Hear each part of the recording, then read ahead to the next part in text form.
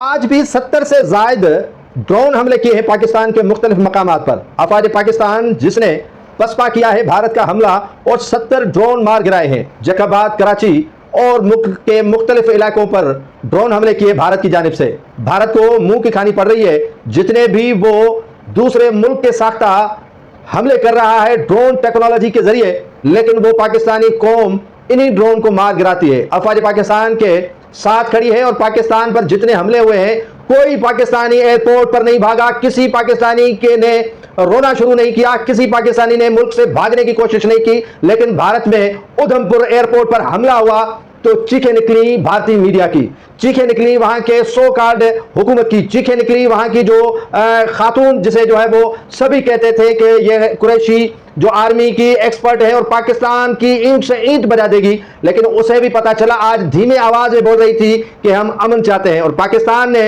हमेशा अमन चाहा है, हमेशा अमन की कोशिश की है। लेकिन आपने हमेशा पहल की है और पाकिस्तान पर इल्जाम लगाया है। कहां मोदी छुपा हुआ है, मोदी की हुकूमत कहां छुपी हुई है, और पाकिस्तान की अफवाज ने सिर्फ ये मुंह दिखाई है। अभी तो दुल्हन से सुहागरात बाकी है। देख लीजिएगा कि जितनी आप गीदड़ भभकियां मार रहे थे उतना आपको सबक मिलता रहेगा। चीखें दिल्ली की निकल रही थी, चीखें भारत की निकल रही थी, लेकिन इन चीखों में दूसरे ममालिक भी शामिल हो गए थे और अमेरिका ने तो सुबह सुबह ही पाकिस्तान की गवर्नमेंट को मिन्नतें करना शुरू कर दी कि भैया क्या कर रहे हो, बस कर दो, बस कर दो। अभी तो पार्टी शुरू हुई है।